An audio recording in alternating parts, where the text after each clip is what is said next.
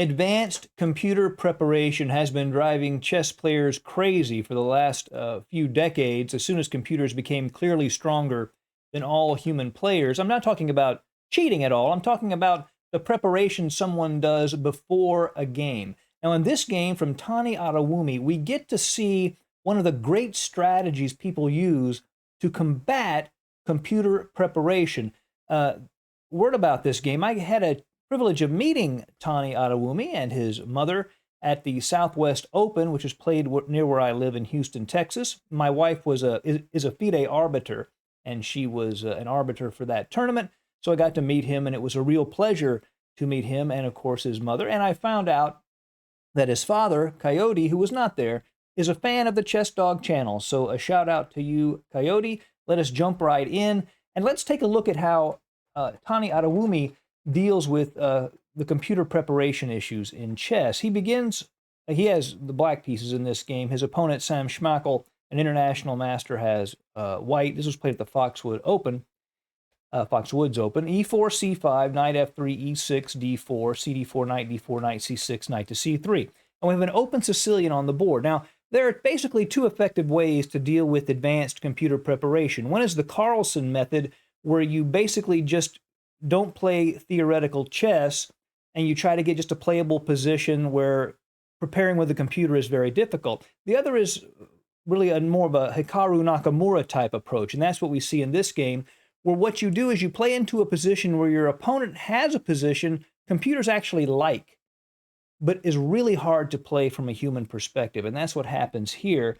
Tani plays knight to f6, the four knights Sicilian. White can play knight d to b5, trying to take advantage of this weak d6 square, but then black can play d6, and when bishop f4 is played to pile onto this pawn, black can play e5, and you transpose into a Sveshnikov Sicilian that way. I don't know if Tani would have done that, but I guess it's very likely he would have. But white instead plays knight takes c6. This also leads to very sharp play, and he plays e5, gaining space, gaining a tempo against the knight, and enhancing this weakness on the dark squares at d6. The only downside is this pawn at e5 can become quite vulnerable. So knight to d5 from Tani, and now knight to e4, avoiding the exchange of knights and aiming at this weak d6 square. Queen to c7, helping to defend that square, and also directly attacking the e5 pawn. So white plays f4. And that strengthens this pawn, but now his king on e1 is going to have a few questions. Where is this king going to find safety? And that's a key idea as the game continues. Tani plays rook to b8, attacking the b2 pawn, making it hard to develop the bishop at c1. Now c4, also a good move from white, attacking the well-placed knight at d5, but again, the king's shelter is becoming harder and harder to find. And Tani plays a very good move here, an in-between move, bishop to b4 check, and white doesn't have many good decisions here. The most natural and obvious move is to just play bishop to d2. The problem with that move is then black can take on f4, and white's entire center collapses, and black is really just winning in this position. So because of that, white plays king to e2. And this is actually a theoretical position. This move has been played before. This position has been played before. But if you look at the position, I would much rather have black here. Even though computers like white, with this king in the middle of the board, black has much easier play. And from a practical perspective, this is just a comfortable position for black, even though, again, computers like white's position. Tani goes ahead and castles. If white takes the knight now, then he would just retake. And after, say, a move like knight to g5, d6, white's center is beginning to collapse. The bishop can come to a6 and deliver check, and white is beginning to sweat here. So instead, the first thing Schmackel does is play a3 to kick this bishop away and keep it from being so active and controlling the e1 square. Tani retreats it to e7. Now he takes the knight, and Tani's down a whole piece. But white has to deal with king safety. So he plays knight to d6. He'd be perfectly happy for black to take that knight. He'd give up a pawn, this pawn at e5, but by getting this dark squared bishop off of the board, it makes it much easier for white to cope with this position. Black does not want to give up that bishop. It's a very powerful minor piece. So instead, Tani plays this powerful idea, f6, not only threatening to undermine the pawn at e5, but open up the f-file and create a barrier so this king can't get over, can't get to safety. Very dangerous for white. So he goes ahead and takes on c8, takes that bishop. White does have the bishop pair now. Tani takes with the rook at f8, and now there's a lot of pressure, of course, on the queen side. Pawn takes. Tani was threatening to take twice on e5 and win that pawn. So white takes on f6 first. Bishop takes f6. Now, the position looks much better for black, except for one problem, right? White's up an entire piece. So black has to make every move count, or white will just consolidate and be better. White plays rook to b1 to get off this diagonal of the bishop, so now the pawn can advance without losing the rook. And here, Tani plays queen to c5. He's trying to control this diagonal and keep this king from escaping via f2, and this is just a very important line. Now, it looks like the most natural move for white is to play bishop to e3, developing with a counterattack on the queen at c5. The problem is black would just play d4 and would have a very nice position. The move white wants to play is b4. Maybe you can play bishop b2, and that move really helps white, except there's one problem.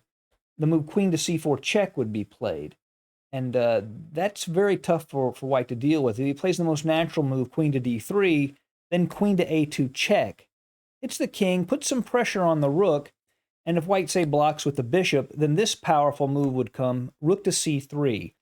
And the rook cannot be taken by the bishop because it is pinned, and the rook hits the queen. It's defended by the bishop at f6. If white were to try to get out of this by counterattacking the queen with rook to a1, then simply queen takes rook.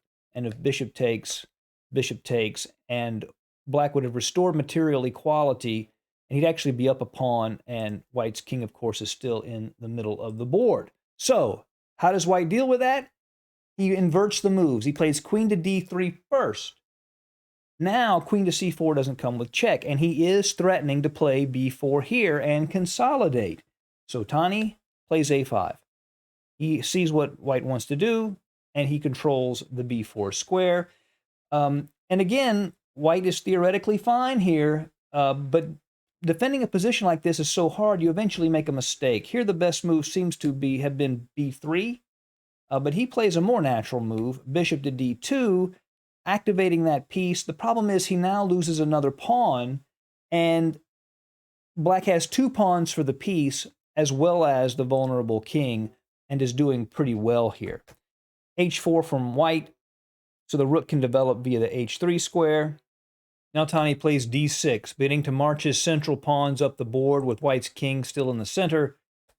g3, so the bishop can develop to h3, attack e6, and even this rook at c8. Tani goes ahead and plays e5. Bishop to h3 attacks the rook. So the rook goes to e8, not only to place the rook opposite white's king, but also to control the e6 square so the bishop can't play bishop to e6 check. And now king to f1. And again, computers see this position as basically equal. It's crazy, but they do. e4 from black hits the queen. Queen to e2. Now queen to c2 from Tani. Creates pressure on the 7th rank and also hits the rook at b1, so it gains a tempo. But here's the critical moment. When you're under constant pressure, you sometimes have to find a move that is so detailed it's almost impossible to find. Now in this position, white wants to play rook to e1, and the reason is this. If black plays a d4 here, white can take on a5, and after d3, queen takes queen, pawn takes queen. The rook on d1